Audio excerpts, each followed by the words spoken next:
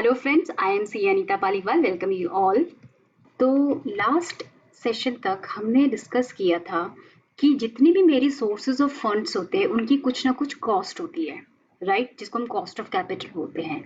एक चीज़ हमने और डिस्कस किया था कि किसी भी कंपनी को एटलीस्ट अपने जो एसेट्स हैं उससे इतना तो कमाना चाहिए कि उसकी कॉस्ट ऑफ कैपिटल कवर हो जाए। जैसे कि हमारे एग्जाम्पल में हमने देखा था, इस कंपनी की total cost of capital 162 rupees थी। 1000 रुपए जो इसने बोरो किए थे, बोरो चाहे वो ओनर्स फंड था या आउटसाइडर्स फंड था, 1000 रुपए की बोरोइंग के ऊपर इसको 162 रुपीज की कॉस्ट पड़ रही थी। अब इसने 1000 रुपए fix assets in current assets में इन्वेस्ट किया था। तो हमको ये मेक श्योर करना होगा इन एसेट्स से जो मेरी अर्निंग होगी, जो मेरी रिटर्न होगी, that should at least equal to rupees 162। अगर 162 से ज्यादा है तो और भी अच्छी बात है, लेकिन 162 से कम नहीं होना चाहिए। अब लेट सपोज मैंने ये 1000 रुपए से एग्जैक्ट 162 रुपीज कमाए, तो क्या होगा? जैसे 162 रुपीज मैंने कमाए तो सबको सबका शेयर मिल जाएगा। जितना शेयर होल्डर्स एक्सपेक्ट कर रहे थे वो शेयर होल्डर को मिल जाएगा। लोन प्रोवाइडर जितना एक्सपेक्ट कर रहा था उतना मिल जाएगा, ठीक है। क्रेडिटर्स जितना था उतना मिल जाएगा। It means if I am able to earn rupees 162 which is equal to my cost of capital, तो जिसकी जितनी एक्सपेक्टेशन थी उसको कंपनी फुलफिल कर रही है। सेकंड, अगर ज्यादा होगा तो क्या होगा? ज्यादा होगा तो बहुत अच्छी बात है, इसको हमें इतना ही देना है, इसको हमें इतना ही है। जो एक्सेस बच जाएगा 162 रुपीज के ऊपर जो रिटर्न है that will go to the share holder भैया, because they are taking the risk, so they are eligible to get whatever extra the company earns. तो जितना भी एक्स्ट्रा है वो सारा शेयर होल्डर्स के पास चला जाएगा।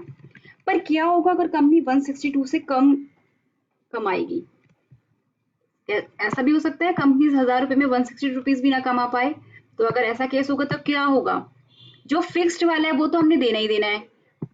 जितना भी कम पड़ेगा, जितना भी शॉर्ट होगा, that will be borne by the share holder only. जितना भी कम होगा, जितना भी शॉर्ट पड़ेगा वो शेयर होल्डर्स बेयर करेंगे। चलिए, हमने ये तो देखा था कि कॉस्ट ऑफ कैपिटल कैसे कैसे निकलती है। हमने एक अप्रोच देख ली थी कि कॉस्ट ऑफ कैपिटल को हमें किस तरीके से देखना है।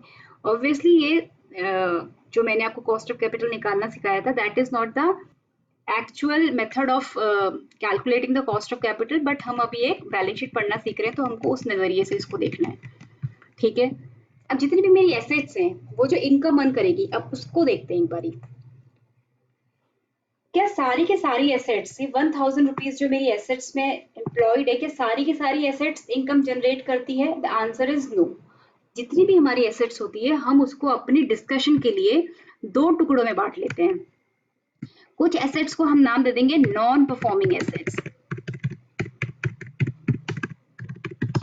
और कुछ एसेट्स को हम नाम दे देंगे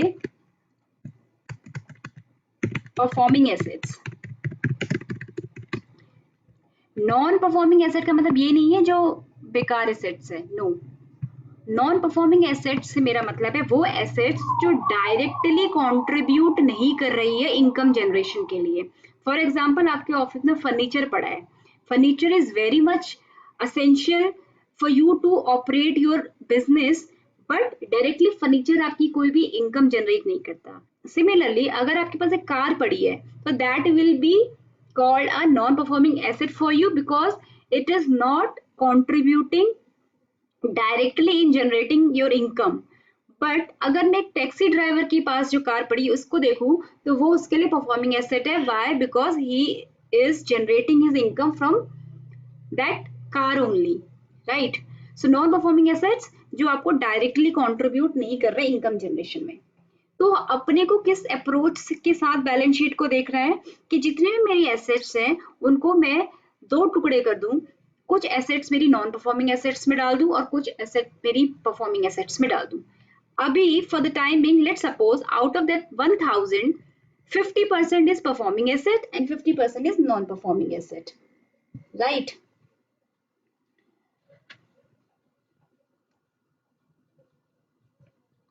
इट मीन्स जो 500 रुपीज परफॉर्मिंग एसेट्स है, अब कितना हमको अर्न करना है, 162 रुपीज एटलीस्ट अर्न करना है। वो कौन अर्न करेगा, 1000 तो अर्न कर नहीं पाएगा because 500 is non performing asset. तो ये 162 किसको अर्न करना है, हमारी परफॉर्मिंग एसेट्स को। तो 500 की जो एसेट्स है that should generate income equal to rupees 162, right. One more thing, जितनी भी हमारी परफॉर्मिंग एसेट्स होती हैं दे डू नॉट फंक्शन और they do not perform through out the year, right. 365 दिन तो कोई भी एसेट काम नहीं करती, बीच में हॉलीडेज होती हैं और भी बहुत सारे रीजंस होते हैं जिसकी वजह से हमारा ऑर्गेनाइजेशन बंद होता है, ठीक है। तो अगर हम उन छुट्टियों को, सब हॉलीडेज को निकाल दें तो अप्रोक्सीमेटली जो परफॉर्मिंग एसेट्स होती हैं वो साल के 2/3 टाइम तक में ही परफॉर्म करती हैं, ठीक। सो 365 डेज पूरा काम नहीं होता, 2/3 के अराउंड, 2/3 ऑफ द ईयर के अराउंड हमारा काम होता है। पर क्या जो आपने लोन किसी से लिया है, जो आपकी लाइबिलिटीज हैं, they are also remain quite during the holidays? No, कोई लोन प्रोवाइडर ये नहीं कहेगा कि 365 डेज का मुझे इंटरेस्ट मत देना, जितनी छुट्टी है उसका इंटरेस्ट मत देना। नो, आपको अपनी लाइबिलिटी का जो भार है वो तो 365 डेज ही उठाना पड़ेगा, लेकिन जो आपकी एसेट्स है उससे जो इनकम जनरेट होती है वो 365 डेज नहीं होती है, ठीक है। तो अगर आप देखो 500 भी 2/3 में ही काम, 2/3 ऑफ द ईयर में काम करेगी तो और रिड्यूस हो जाएगा ये। सो आपको इनकम जनरेट करनी है,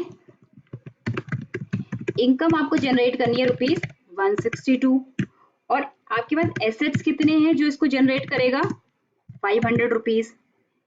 और 500 रुपीज की ऐसे भी सारे साल तो करेगी नहीं, सिर्फ 2/3 ही काम करेगी ये। इट मीन्स इफेक्टिवली आप देखोगे अगर तो रुपीज 333 को इनकम अर्न करनी है 162 रुपीज, राइट। तो जो रेट ऑफ रिटर्न इस एसेट को जनरेट करना पड़ेगा that will be around approximately 48.6% आएगा। इट मीन्स आपको अपनी एसेट्स को वहां इन्वेस्ट करना पड़ेगा जहां पर आपको एटलीस्ट उस इन्वेस्टमेंट से 48.6% का रिटर्न मिले, तो ही आप अपनी पोजीशन को जस्टिफाई कर पाओगे। क्योंकि यहाँ पे मेरा कितना निकल के आया था, 162 डिवाइडेड बाय 1000 था, तो इट वाज 16.2%। तो अगर आप इसको एसेट को परफॉर्मिंग नॉन परफॉर्मिंग एसेट में तोड़कर नहीं देखेंगे, इस अप्रोच के साथ नहीं देखेंगे, तो आप क्या सोचेंगे कि ठीक है मेरी जो कॉस्ट ऑफ कैपिटल है that is 16.2%, so I should go for a project or I should go for an investment which is providing me the return at least of 16.2%, but that is incorrect। क्योंकि आपने जब asset को बहुत minutely देखा तो आपने देखा कि एक्चुअली आपको वो प्रोजेक्ट, वो इन्वेस्टमेंट करनी पड़ेगी जहां पे आपको रेट ऑफ रिटर्न 48.6% मिले, ना कि 16.2%। तो किसी भी बैलेंस शीट में अगर ज्यादा एनपीएज है यानी कि ज्यादा नॉन परफॉर्मिंग एसेट्स होगा तो क्या होगा उस केस में, परफॉर्मिंग एसेट्स के ऊपर भार बहुत ज्यादा बढ़ जाएगा परफॉर्म करने के लिए, ठीक है ना। जितना ज्यादा नॉन परफॉर्मिंग एसेट होगा इसका मतलब उसको तो आप हटा दो इनकम जनरेशन से, परफॉर्मिंग एसेट्स के ऊपर बहुत ज्यादा बर्डन हो गया अब इनकम जनरेट करने के लिए। इसी को आप देखिए, अगर कोई एक बैलेंस शीट में आपको दिख रहा है कि बहुत ज्यादा इन्वेंट्री रखी हुई है, it is necessary to hold inventory, है ना। अगर आप मैन्युफैक्चरिंग ऑर्गेनाइजेशन है आपको इन्वेंट्री होल्ड करना पड़ेगा, लेकिन अगर ज्यादा पड़ी हुई है, जितना चाहिए उससे ज्यादा पड़ी हुई है, तो क्या होगा, जितना पार्ट, लेट सपोज मेरी सेल्स के लिए मुझे मान के चलते हैं 100 रुपीज की इन्वेंट्री रिक्वायर्ड है, बट मेरे पास पड़ी हुई है 400 रुपए की इन्वेंट्री, तो जितना एक्स्ट्रा पड़ा हुआ है वो क्या बन जाएगा, नॉन परफॉर्मिंग एसेट। क्यों, बिकॉज वो आइडल पड़ा हुआ है and it is not generating income, ठीक है। तो जितना एक्सेस मेरे पास इन्वेंट्री पड़ा है that will be a non performing asset, तो फिर वो आपके प्रॉब्लम हो जाएगा। इसी तरीके से जो डेटर्स को आप क्रेडिट पीरियड देते हैं, अगर आप उसको बढ़ा देंगे तो क्या होगा, जितना लेट सपोज 30 डेज देना चाहिए और आप दे रहे हैं 45 डेज, तो 15 डेज जो एक्स्ट्रा उसको क्रेडिट पीरियड दे रहे हैं, आपका पैसा फंसा रहे हैं, दैट विल, वो जो डेटर है उतना, जो 15 डेज का डेटर आपकी बैलेंस शीट में दिख रहा है वो आपके लिए नॉन परफॉर्मिंग एसेट हो गया, तो फिर ये प्रॉब्लम करेगा। इसी तरीके से अगर आपके पास जितनी आपको डे टू डे ऑपरेशन में कैश चाहिए होता है उससे ज्यादा आप अपनी कंपनी में होल्ड करके रख रहे हैं, it means again that access cash will be non performing asset for you. तो इस तरीके की अप्रोच के साथ आप बैलेंस शीट को रीड कर सकते हैं, जो कि आपके लिए बहुत हेल्पफुल होगा।